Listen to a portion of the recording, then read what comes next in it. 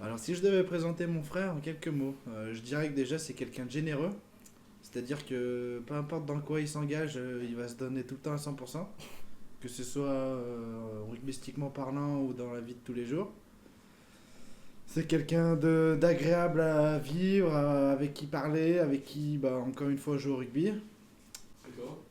Je crois que c'est que deux mots qui viennent de nous faire, mais bon. Si je dois décrire mon frère en trois mots, c'est quelqu'un de super bavard. C'est super facile de discuter avec lui, il faut jamais aller chercher les infos et tout. Il parle beaucoup.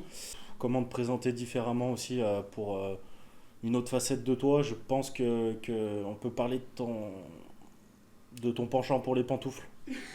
T'es quelqu'un qui est pantouphile. Ouais, j'avais attaqué une collection, mais Voilà.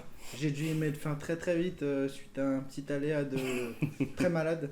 Pris froid Voilà. à une boîte de Viva Bodega, je sais pas si vous connaissez C'est d'ailleurs. J'ai c'est pris froid. une collection de pantoufles. Mais voilà, je compte m'y rattaquer d'ici lundi. Je pense après une petite victoire contre le Real, ça peut tenter la collection. Ça Ouais. mange pas de pain. Ce qui me plaît au club, c'est tout d'abord le président, l'ambiance qu'il a réussi à mettre au sein du club, son investissement. Avec un investissement comme ça donne que envie de s'y plaire. Étant paysagiste professionnellement, c'est vraiment les paysages qu'on peut voir quand on est en train de jouer des matchs.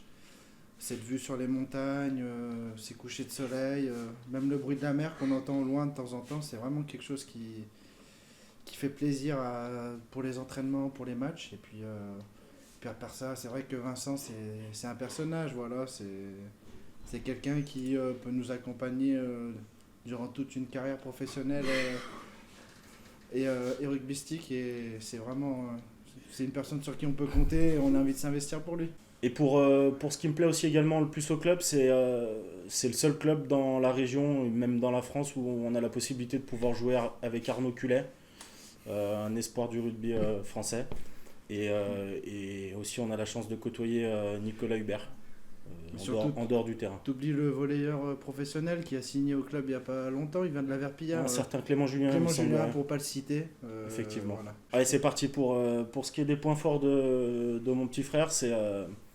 J'ai toujours été épaté par son habileté technique, sa gestuelle, et c'est vraiment quelque chose hors du commun. Il a une passe des deux côtés d'une fluidité sans pareil.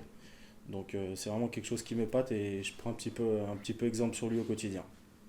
Je pense que le point fort de mon grand frère, rugbystiquement parlant, c'est le fait qu'il arrive à toujours bonifier les joueurs avec qui il joue.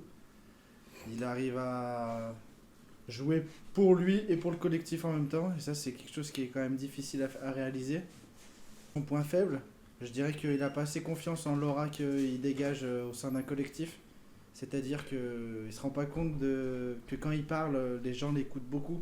Et que du coup, il devrait plus s'investir là-dedans et prendre son rôle de capitaine plus à cœur. Alors pour ce qui est du plus gros point faible de Lucas, c'est assez délicat quand même à dire devant la caméra.